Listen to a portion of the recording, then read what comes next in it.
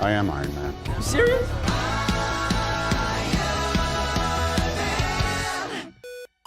Hello everybody, welcome back to another MCU reviews. This time it's Christian Hopkins and Jonah Morgan. And today we're going to be talking about Captain America Brave New World. 3 months late. Yes. But it's fine. Quick. Senior year of college has been very busy. It has. We both graduate in under a week as of filming this. Also, really quick I want to say, this is the first video we're filming supposed to be hitting this milestone. 2,000 subscribers. That's absolutely insane for me to think about. Thank you all so much for subscribing. It was wild for me to think that I was even able to hit 100. Let alone me hitting 2,000 is crazy, and me getting closer to hitting 3,000. I think last time I checked, I'm 2,200. We will be, and then we'll hopefully be doing something for 2,000 at some point. We'll say what we're going to be reviewing for 2,000 at the end of the video. Okay. In terms of who might be in the video, we're going to hold off on that until we've confirmed details. But, yeah, so Captain America. Where do we start? To start out, I wanted to say, with this movie, me and my dad had talked about it. If this movie was bad, it would have been bad. It would have not have been good situation for Marvel, because I mean it's Captain America. I mean, you can't. There's a fly. Yeah, that's been buzzing around me all day. If you mess up Captain America, you're not in a good spot. So I mean, I guess that spoils immediately. This movie's not bad. So they did not mess up, in my opinion. No, they did not. But there are still a good number of problems with this film. I would say. At least that I can remember. I've only seen this movie once, by the way. But, I mean, I guess we can talk about Sam, since this is his first Captain America movie. I think he's very good. He is very good. I think this is one of those movies where the show helps, but I do not think it's necessarily required. With how Endgame ended, I feel like you can jump right into this movie and be fine, but I think Falcon Winter Soldier would help just to know who the new Falcon is. Mm-hmm. But I do like Sam in this movie quite a bit. The suit's really cool. You see the first suit, the one that you see in Falcon and Winter Soldier. You see that briefly. Slightly modified in terms of the headpiece, but not really anything noticeable. You see in the beginning. Yeah. But then he gets a new suit, and I think it's good. I really like both of them. I like the new Falcon. I think he's a fun character. I think he's great. I think he's a sense of, or the source of, some really good comic relief. I think he's one of the stronger parts of the movie. Yeah. I think both Cap and Falcon are very strong parts. Yes. They're just both fun. Thaddeus. He might be my favorite character in this movie. I've always liked him. I think he's always been a really good character, but... Rest in peace to William Hurt. Yeah, it's unfortunate that we did lose him, but Harrison Ford does a great job with this movie, with this role. It's... Really enough, you can tell that he's very passionate about this. Because a lot of the behind-the-scenes stuff in interviews... Because if you guys know Harrison Ford, you know that he's not the happiest of people. Like, he's not on the levels of... He hates Star Wars. He does. He does not like Star Wars. So I was kind of thinking, oh, this would probably just be something that he wouldn't think too much of, where it's, yeah, he's going to do the work into making this a good performance. But everything I see behind the scenes of him and Anthony Mackie, it looks like they get along extremely well. They have some really good chemistry, both on screen and off screen. So I like his whole story of the fact that he is dying. And he's constantly having to... It's taking pills, right? It's like a medication. Yeah, he's having to take medication, which he does get from a character who we'll talk about next. And then that does end up leading to the climax of the film, which... Because that medication, while it does help him, it helps him with gamma radiation. Yeah. But... Which is another kind of problem I do have with this movie is... At one point in the middle of the movie, they do a fake out like he's about to do the thing that we're expecting him On to. the aircraft carrier. But we know in the trailers that it's clearly at the White House where it does happen. The aircraft carrier. Yeah. So you think they showed too much? I think so. It's just when they tried to have us thinking that on the aircraft he was going to transform, it felt like, I don't want to say like a fake out, but I was thinking, well, I know he's not going to transform because in the trailers they're making a deal of he clearly first transforms at the White House. I would have just taken out the scene of him first transforming and just put in scenes of more fighting instead of the transforming itself. Because if we didn't see transforming and clearly being able to tell that that is his first time transforming, I think it would have made it a little better. And I was wondering, oh, what if this is where he transforms, and then he ends up there afterwards? Which we know from Avengers 1 that let's just say a Hulk on an aircraft carrier or a helicarrier is bad. It is very bad. Very bad. Especially a regular aircraft carrier that can't fly. Mm-hmm. Because hole in ship equal water in ship. So they want me in a submerged pressurized metal container. No, this is much worse. Oh no, this is much worse. Which we'll talk about it now, because we've talked about it without blatantly saying it. He does turn into Red Hulk. He looks sweet. He looks great. It's so nice to have a raging Hulk monster again. We haven't had that in 7 years. Hopefully we'll have that more with Banner down the road, because he's Banner again. Yeah. Because he's in the Shang-Chi post-credit scene. He's Banner. Yeah, they explain that he has some kind of technology that allows him to turn into Banner. They explain that in She-Hulk. Didn't watch it. Yeah. Okay, so yeah, whatever. No, Red Hulk looks awesome. It was nice to have a raging Hulk monster again. It was nice to just have a Hulk, because we've been stuck with Professor Hulk for 6 years now, and it's been bad. While a lot of people said that there was not enough Red Hulk in this, I think when he is there, it's effective. Yeah, I don't think you needed him to be there half the movie. I don't think that should have been the purpose. No, I think what they do is perfectly fine. I didn't feel like there was too little of him. I liked how much we got. I would have liked more. There's like, what, 8 minutes or something like that? Something maybe like that, a little more than that. But maybe. I think it's fine. It did not bother me whatsoever. Another character who I like that they are bringing in, because, okay, the big thing with this movie, it's not necessarily Captain America 4. It's Incredible Hulk 2. It's essentially Incredible Hulk 2 with a hint of Eternals in there. This movie is pretty much all about making the less relevant Marvel movies relevant, which I appreciate. Thank the Lord. Finally, okay, so yeah, Eternals. They finally mentioned the fact that, oh look, there's a giant Sentinel in the... Or a giant Celestial? Celestial. Sentinel's a different thing. Sentinel's X-Men. Yeah. There's a giant Celestial in the ocean.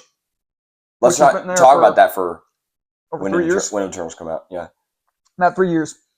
That's been this saga's biggest issue. Dumb. They put out too many projects, so when some big stuff happens, they don't acknowledge it. This movie was the first time we saw Sam as Cap in 4 years. Because that's a problem. I mean, they probably didn't acknowledge it because they were probably working on all that stuff at the same time that Eternals was getting worked on. Yeah. So but now they have a name for it. It is Celestial Island, and like they call it that. Which is where adamantium comes from in this universe. Which garners in... That's cool. Which garners in the X-Men and Wolverine pretty well. Yeah. So I like that this movie is making Incredible Hulk and Eternals relevant.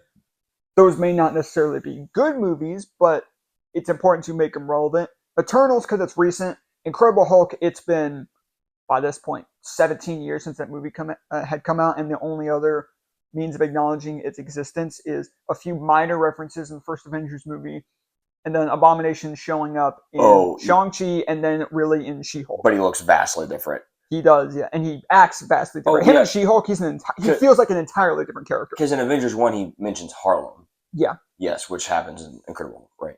And then... I kind of broke Harlem. Yeah.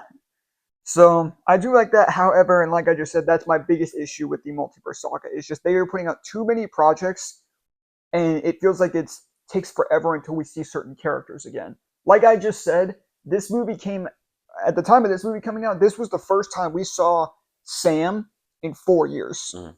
This is the first time we've had Eternals mentioned in about that same amount of time. We still haven't seen any more Moon Knight. We haven't seen Spider-Man since No Way Home. What is some other character? We haven't seen Vision since the beginning of WandaVision. We don't talk about that. We don't talk about the White Vision. That's dumb. But we still. That's the thing is we haven't seen him. That's stupid. Not great. That was kind of my biggest issue, and that's kind of the issue I have with this movie. The fact that yeah, it acknowledges Incredible Hulk and Eternals, but it feels like it focuses too much on that and not enough on being a Captain Not enough America on Captain film. America. Because at least for a project like Civil War, yeah, it was essentially Avengers 2.5, but it still felt like a Captain America film. It focused on the core of Cap and Bucky. Yeah. So even though you had all these other heroes and even though you're introducing Black Panther and Spider-Man for the first time, you still feel like this is a Captain America movie at its core. Mm-hmm. This one, not so much. Yeah. And I also made this comparison to you when we were watching the film. Structurally, this movie feels very similar to Winter Soldier, but not as good. In terms of certain key moments, like there's an opening fight scene in this foreign area, Cap goes on the run, and then there's a big fight at the very end. And there's this whole big, I don't want to say espionage as much as Winter Soldier was, but it's just a lot of these moments feel very similar structurally to that film. And the main villain is not a physically imposing villain, but an intellectual villain. So we can talk about him. That's another character. The leader. I'm sorry, he looks so stupid. He looks dumb. He looks so. I get it. The concept art doesn't look a ton better, and he's got the big head in the concept art, but I don't like how that looks either. I prefer that way more, just because it fits more. He has deformed comic-wise, and the thing is, he originally was going to have that. There were behind-the-scenes shots recently that came out, and makeup shots where he had that, but then they changed it because test audiences said it looked too dumb. But that's kind of the point of his look. They instead went for the his brain is on the outside. They went a little practical, and I'm sorry, I'm not a fan of how it looks. You can't make it look good. I just didn't like how it looked here. I just don't think there was a way to make him look not dumb, because the leader's supposed to look dumb. So, I didn't mind him as a character in this film, but I just didn't like how he looks. Also, another thing, because there were a couple scenes with him that this was really, really shown. You can tell this movie was reshot to hell. Mm-hmm. And sometimes it's not necessarily a bad thing. Sometimes it can work. Daredevil Born Again pretty much had to completely go through an entire creative overhaul. And you can tell that was two different shows. But they mixed it in a lot better, and that show is infinitely better. But it's something like this and the Marvels, you can tell that they were reshot. Mm-hmm. Some scenes really stand out. Like, one thing that stands out to me is towards the end when Sam is talking to Red Hulk. You can tell that was reshot. Mm-hmm. Although another thing you can tell with being reshot, what's her name? The agent. Sabra? Saber? Nope. Dumb character. I don't like her. She's just Red Room. In the poster, she has a suit. You can see, if you pull up the poster, you can see her wearing like a superhero suit. Sabra. Sabra? Her character left no impression on me. Her only objective is to communicate with Isaac, who is great. That's another thing that would help with Falcon Winter Soldier is understanding Isaac as a character, because he's really good. I liked him a lot in this film. Mm. I think the opening fight is very fun. Which also is another character that was added in reshoots as well, which is another one you can kind of tell. Sidewinder? Giancarlo Esposito. Yeah. But I really like Giancarlo Esposito as an actor, and I was excited hearing he was in this film, but he's another character where you could tell he was added in reshoots because he had no purpose. Anything. He's supposed to be the leader of the Servant Society, I think, but they don't really do anything with that. So I would like to see more of him, but doesn't he get stabbed and live? Or no, he stabs Yeah, he stabs Sam, and then he gets arrested around the middle of the film, but then that's it. And then he shows up later. Yeah. Briefly. Yeah, but not for very long. Another action scene I really liked was on Celestial Island, the aerial fight. Yeah. I really liked that fight. There's not a whole lot to it, but I also thought visually it looked pretty good. Yeah. I didn't think much of the CGI in this film stood out to me as being bad. Especially in that final fight with Cap versus Red Hulk. If it was gonna look, if any scene was gonna look bad, it was gonna be that one. Yeah, and I thought it looked pretty good. I thought so. And I like how they made Sam's new suit. I think his old suit's kind of like this, but especially his new suit, it being out of vibranium and working very similar to Black Panther's suit. Mm-hmm. I think that really helped with making it a little more believable that he could stand up to Hulk. Like he takes some punches from Hulk, but the fact that it's vibranium and absorbing a lot of the energy, it makes it a little more believable that he's not getting turned into soup.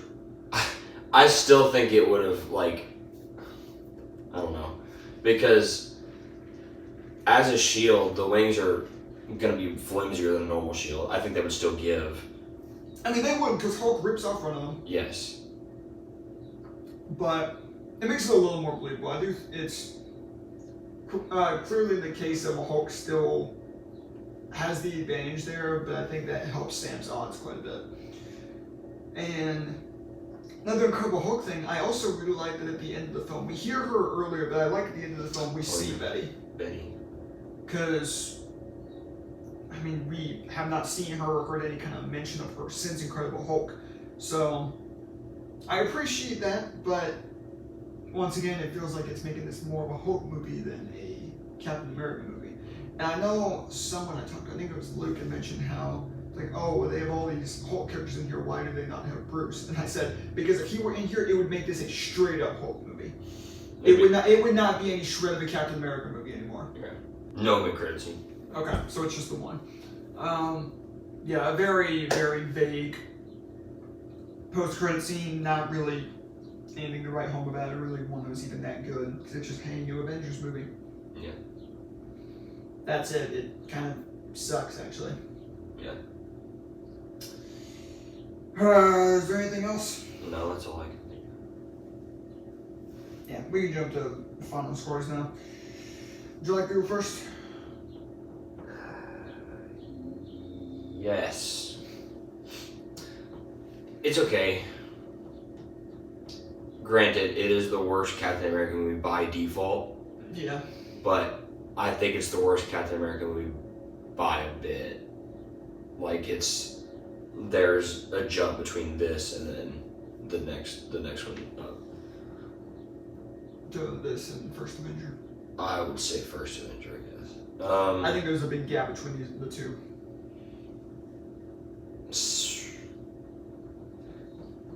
I would watch it again. It wouldn't be my first choice, so therefore, a 7.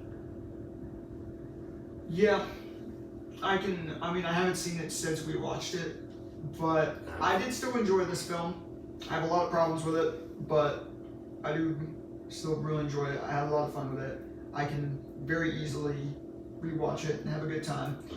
So I will say,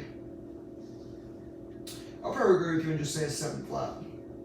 It's solid, but the issues do too much to knock it down, and the good stuff isn't good enough to bump it any higher than that. But it's still fun enough where I can't say that it's meh. So yeah, I think that would have to do it. So that wraps up our review for Captain America: Brave New World. Be sure to let us know what you guys thought of it down below, since by this point everybody should have seen it. And then the next MCU movie we want to be reviewing is going to be Thunderbolts. As of filming this, that did just come out, and that'll be a lot more positive. We will be having Finn Soccer Style returning for that video, so be sure to stay tuned for that. And then he'll also be part of the Phase 5 movie ranking. We might rank all of Phase 5 because me and him have seen all of it. We don't know. We'll talk about that a little more. We know, obviously, you haven't, but no, we'll talk about that a little more. So he'll be returning for those videos, so stay tuned for that. And then what we're going to be doing before our 2,000 subscriber review is we're going to be reviewing all 3 seasons of Invincible. That'll do it. So let us know what you thought, Captain America. See you next time for Thunderbolts. Later, webheads.